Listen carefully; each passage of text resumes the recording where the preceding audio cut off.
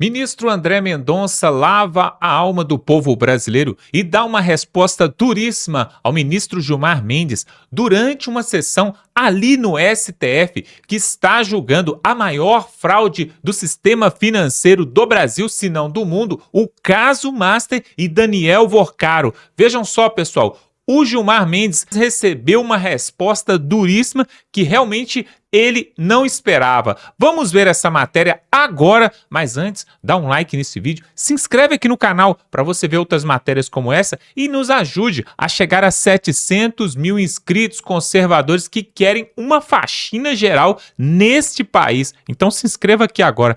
Vejam só, pessoal, o clima ficou tenso ali no Supremo Tribunal, mas que bom que nós temos um juiz que não se deixa levar por qualquer coisa, mas quer cumprir a Constituição. Veja aí, voltamos em seguida. A criminalidade organizada, agora é preciso que haja métodos constitucionais de se fazer isso. Estão havendo, ministro Gilmar, pode ter certeza. É fundamental que haja. O que eu não vou admitir é tentativas que eu tenho visto de desacreditar de forma indevida a atuação, seja minha como relator, seja dos investigadores. Não vou. Eu não vou transformar o certo em errado e nem vou admitir que isso seja feito. Então, a investigação, no que depender de mim como relator, seguirá seu curso. Vossa Excelência tem razão, não se prende para delação. Seria abjeto fazer isso. E eu não me presto a trabalhos abjetos. Nós estamos aqui a julgar a maior fraude financeira da história do nosso país, e se não a maior, certamente uma das maiores do mundo, da história. Não tenho medo da morte, quanto mais de ser ministro de um tribunal. Não tenho medo de combater o crime, aplicando a lei. Não tenho medo de absolver quem é inocente. Não ajo por pressões de mídia e nem busco a mídia. Interessante a questão da delação. Eu sempre disse para os advogados, não estou preocupado com delação. Não, primeiro que eu não prendo para fazer delação. Não me permitiria isso. Não dormiria tranquilo se eu fizesse isso. Em segundo lugar, que a delação é um ato de vontade da defesa. Alguns advogados vêm para mim, mas você não vai pegar todo mundo? Eu falei, eu estou preocupado em pegar o que a investigação determinar. Não estou preocupado se será todo mundo ou não. Estou preocupado com o que a investigação vier a esclarecer. Até porque a lei, na verdade, não dá a Vossa Excelência esse poder. Não dá, nem me arvoro, porque em outros casos, nós temos visto atuações dessa jaez. Não na minha relatoria. Não na minha relatoria. Primeiro, dizer que nós não estamos aqui a julgar Lava Jato. Não vou avaliar a Lava Jato, não é o objeto do julgamento. Nós estamos aqui a julgar a maior fraude financeira da história do nosso país, e se não a maior, certamente uma das maiores do mundo, da história. E essa fraude tem algumas peculiaridades. Não é simplesmente um crime do colarinho branco. É mais do que isso. Não são simplesmente atores num gabinete, na Faria Lima, nos palácios, que praticaram fraudes e crimes de corrupção, de lavagem de dinheiro, de prejuízos ao sistema financeiro nacional, de dilapidação de um fundo garantidor das poupanças do nosso país. Não. Aqui há contornos de máfia. Há contornos de crime organizado mafioso.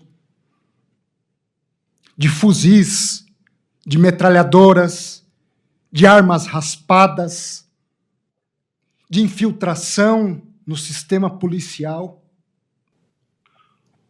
Por isso eu quero, de antemão, agradecer por esse julgamento presencial, que me permite pôr às claras algumas coisas que não estão tão claras. quiçá questões até ocultas. E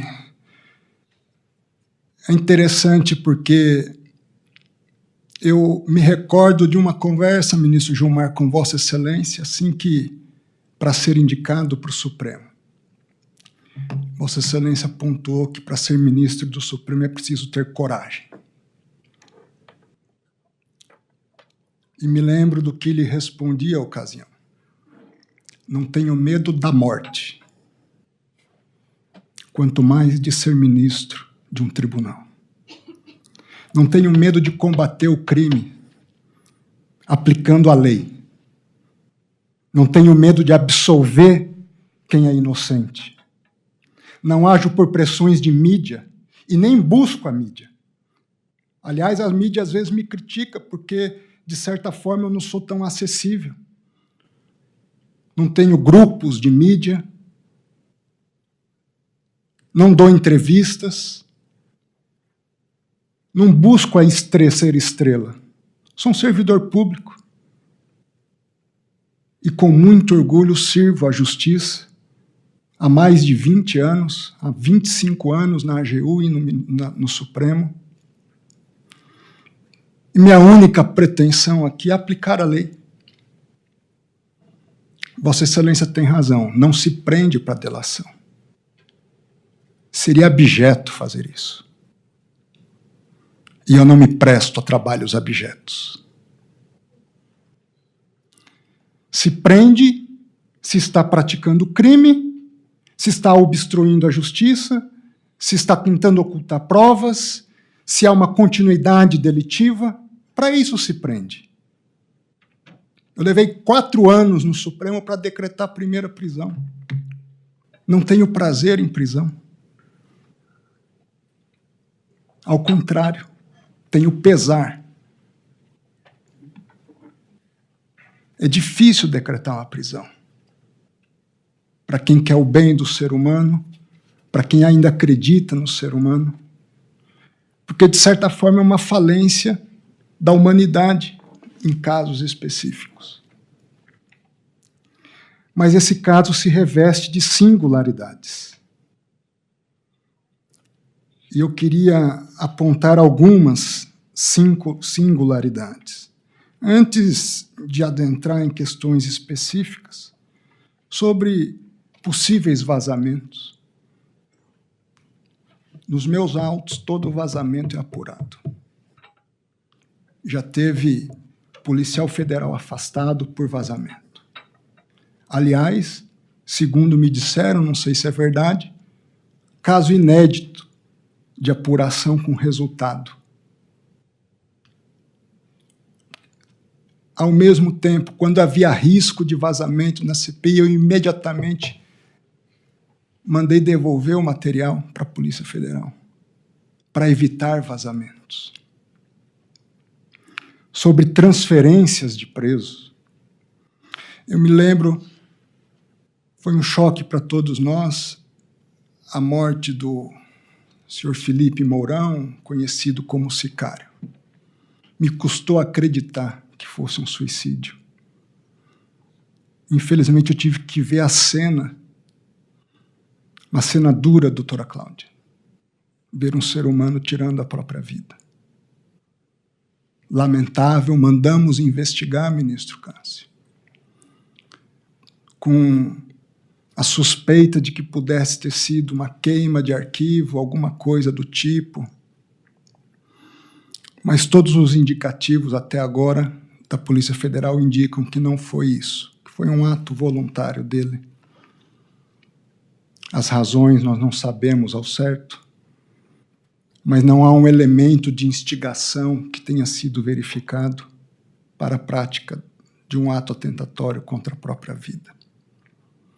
Naquele momento, a Polícia Federal, muito preocupada, entra em contato com o meu gabinete, comigo. Como nós não sabíamos, o que se sabia, ministro Cássio, é que havia envolvimento de um crime organizado pesado, uma turma com sicário, com policiais federais infiltrados na organização criminosa, com um grupo de hackers, ainda todos desconhecidos. Era com o risco da integridade física de Daniel Vorcaro. E num ato momentâneo, a Polícia Federal pede para que ele vá para um presídio federal, porque não se sabia a penetração desse crime organizado todo. Às vezes é uma comida envenenada, às vezes é uma água, e se apaga uma pessoa ou se apaga um arquivo. Tomei a decisão única e exclusivamente para preservá-lo naquele momento. Uma decisão dura, mandar para o presídio federal. Tomo a decisão, chamo os advogados e digo o seguinte para os advogados. Diante do quadro atual, se os senhores têm segurança da integridade física do cliente dos senhores, em um outro local eu transfiro. Os próprios advogados, nós não temos também, ministro. Então, assim que nós tivermos o melhor esclarecimento das coisas, na primeira oportunidade eu devolvo ele para um sistema menos rígido. Foi por isso que ele foi para lá, ministro Gilmar. Para preservar uma vida humana, por mais duro que fosse. Não foi por outra razão. E tive a deferência com a defesa de expor isso. Mas nem a defesa se sentiu tranquila de que em outro local o cliente deles estivesse seguro.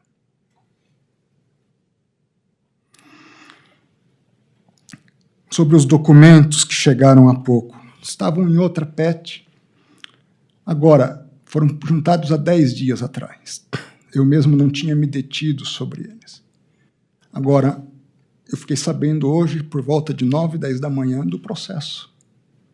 Imediatamente eu dei ciência a todos. Não sabia. Essa foi a única e exclusiva razão. Agora, é verdade, nós votamos para a história. Quem é a turma? Página 5 da representação da Polícia Federal. Liderada por Daniel Vorcaro, tinha um sicário, alguns policiais federais, nem todos descobertos ainda. Ainda se investiga outros policiais federais. Havia nessa turma empresários do jogo do bicho. Era uma mistura de milícia da Polícia Federal, dentro da Polícia Federal, com crime organizado no Rio de Janeiro. Há uma série de figurinhas desconhecidas aqui. Eu não sei. Talvez seja muito simples hoje acabar com a investigação. Basta alguns desses desconhecidos, talvez atentar contra a integridade física do relator. É disso que nós estamos tratando. Eu não sei. Eu sei que hoje, para parar do jeito que está,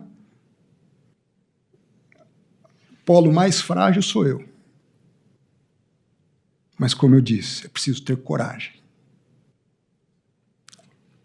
Eu não sei onde ocorreu, mas, de qualquer forma, nós disputamos isso muito aqui na Lava Jato e de fato, as combinações entre advogados... Eu fiz os registros aqui desses fatos que vieram... Ao mesmo tempo, fazendo justiça, não é o advogado que deixou o caso, Juca. Mas me chegou uma proposta por um advogado.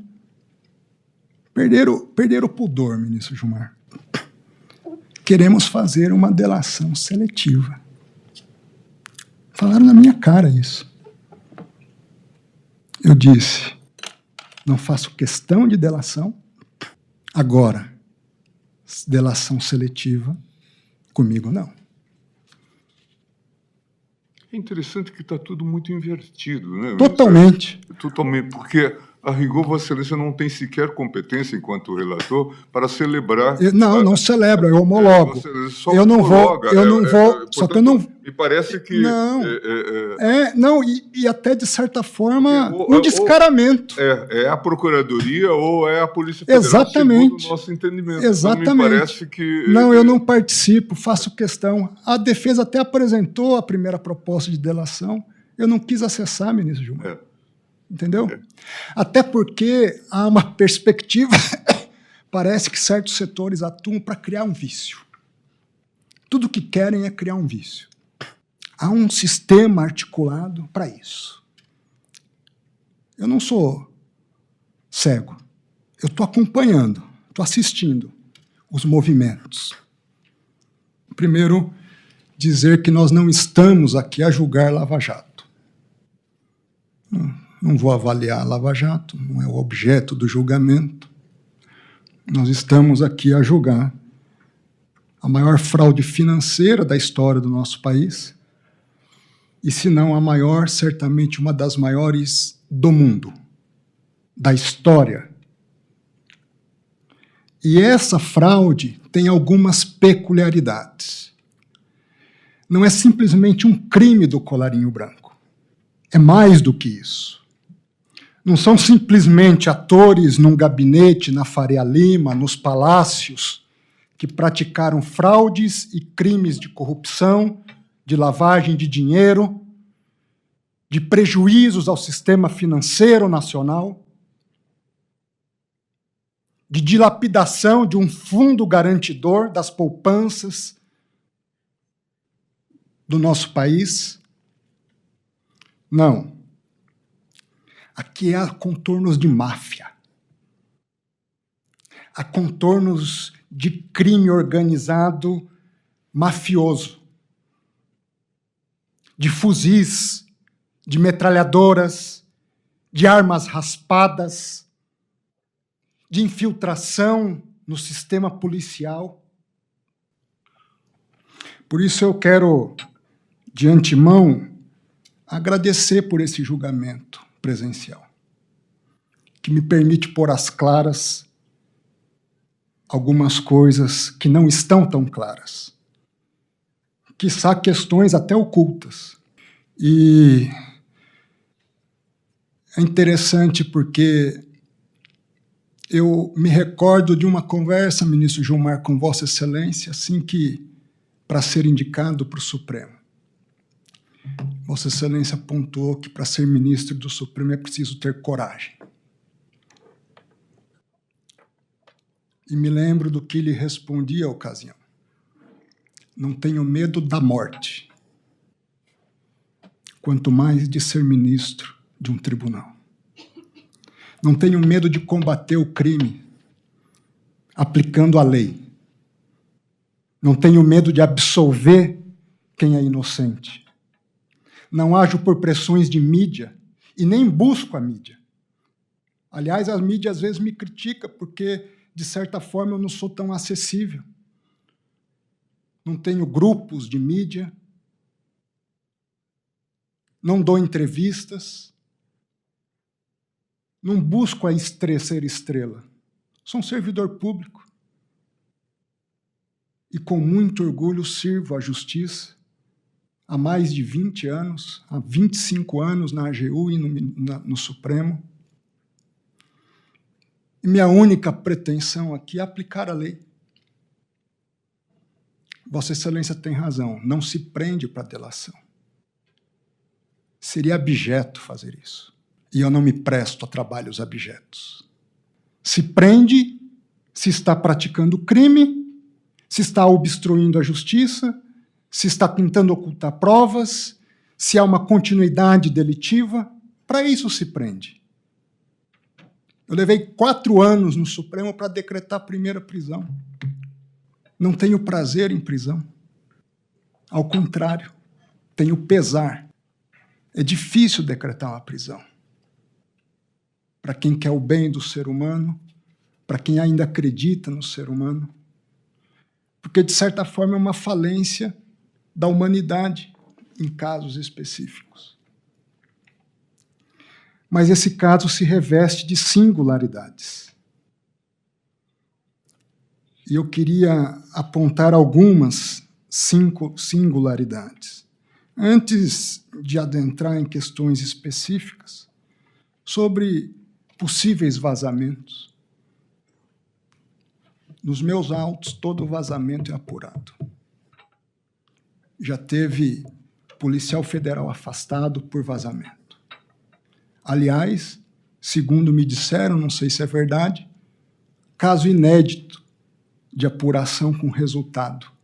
Ao mesmo tempo, quando havia risco de vazamento na CPI, eu imediatamente mandei devolver o material para a Polícia Federal, para evitar vazamentos. Pois é, está de parabéns aí o ministro André Mendonça.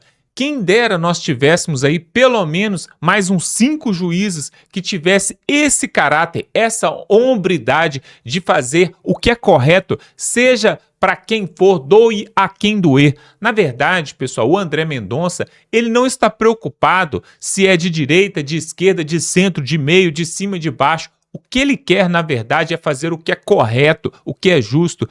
Tomara que o próximo presidente da República, que seja o Flávio Bolsonaro, consiga colocar pelo menos mais 3 ministros parecidos com o André Mendonça, porque aí sim nós podemos começar a ter mais tranquilidade e paz no sistema judiciário. O que ele falou aqui é muito importante. Muitos juízes, quando prendem ali um acusado, já querem logo saber da delação e começam a negociação e começa a ter uma chantagem, assim como aconteceu com Mauro Cid. Vocês se lembram, no julgamento do Jair Bolsonaro, o Moraes fez uma pressão enorme, falou até com o Mauro Cid que iria prender o pai dele, a filha dele, a esposa, ia prender todo mundo se ele não abrisse o bico. Ou seja, aí o cidadão confessa até os crimes que ele não cometeu. Agora, o André Mendonça está agindo de acordo com a lei, com serenidade, com clareza, e ele já falou, eu não estou atrás de delação, estou atrás da justiça. A delação é um recurso, é uma ferramenta, um recurso da defesa. A defesa que tem que falar se quer delatar ou não. Agora, ele fez também uma denúncia aqui, né, e colocou às claras que um dos advogados compareceu diante dele e falou que queria fazer uma espécie de delação seletiva. Olha que absurdo! E é claro, o André Mendonça não aceitou. Agora, se esse advogado fez essa proposta para o André Mendonça de fazer uma delação fit, né, uma delação light, né, e ele não aceitou, quer dizer que os advogados fazem isso rotineiramente para o Supremo, para o STJ e para as outras instâncias do Judiciário. Isso é a coisa mais comum. Mas ali não, pessoal. Ele mostrou que realmente está comprometido com a verdade.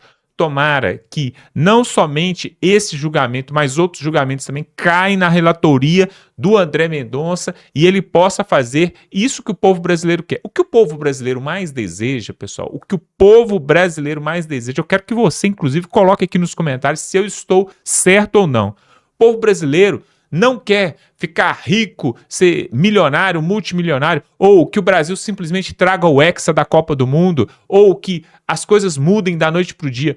O que o povo brasileiro mais quer é justiça, é que a corrupção acabe. O principal problema nesse país é a corrupção.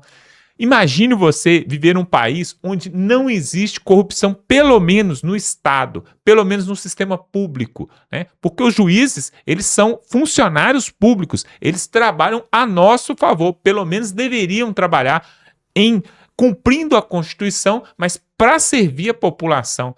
E assim, deveriam fazer a justiça, não importa para quem. Se tiver que punir, pune, se tiver que prender, prende, mas se tiver que soltar porque não há prova suficiente, tem que soltar.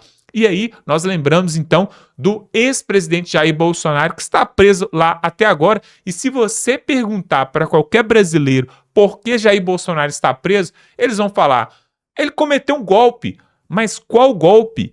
Quem foi tirado do poder? O Lula foi tirado do poder? Nem um dia da presidência dele ele ficou fora do poder. Ele está no poder. Como que o Bolsonaro pode querer dar um golpe em cima dele mesmo, quando ele ainda era presidente? Então, um grande absurdo. Eu acho que é sobre isso que o André Mendonça está falando. Aquele que não tem provas, aquele que não precisa ser punido, ele deve ser descondenado, sim. Muito diferente do que a gente vê acontecendo em Brasília, onde corruptos, ladrões são soltos e os honestos estão presos.